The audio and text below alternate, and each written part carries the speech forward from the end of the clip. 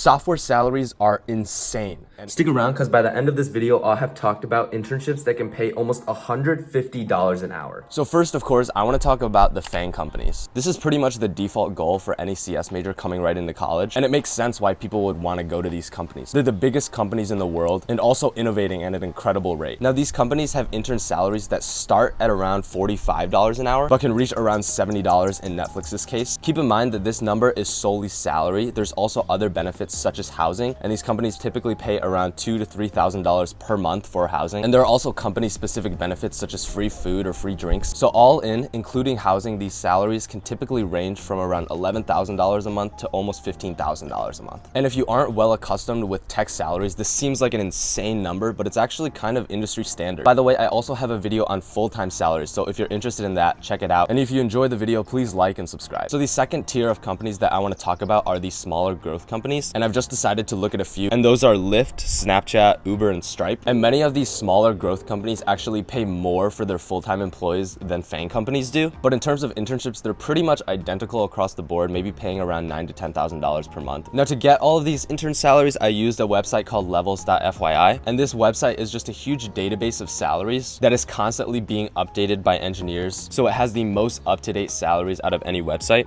The third section of companies that I want to talk about are startups. Now, these can be companies that are on the smaller side, such as Neuro and Benchling, but looking on the Levels website, we can see that Twitch and Figma, bigger companies, are also included in the startup section. Now, from what I've seen with high-tech growth startups is that they typically pay their interns a little bit more than industry standard, and I think this makes a lot of sense because they're smaller companies. They don't really have the prestige built into their name, so they have to pay a little bit more to attract top talent. We can see that the salary ranges a little bit higher with Figma on the lower end, perhaps because it's a more established company. So the next sector of companies that I want to talk about are more mature companies such as General Motors and Bank of America. These companies also don't have coding as their core competency, and as a result, their budget for software jobs isn't as big as these other companies such as Amazon or Google. Talking about these companies is kind of boring, but it also gives you a basis of comparison because often when you're talking in terms of tech salaries, these numbers really get kind of crazy. And taking a look at the General Motors salary, we can see that it's only about $30 an hour or $50 to $100 a month. And taking a look at Bank of America's salary, it's a little bit higher than General Motors at $6,500 a month. $6,500 a month is still an incredible salary for an intern, but there still is a steep salary drop-off between growth companies where coding is their core competency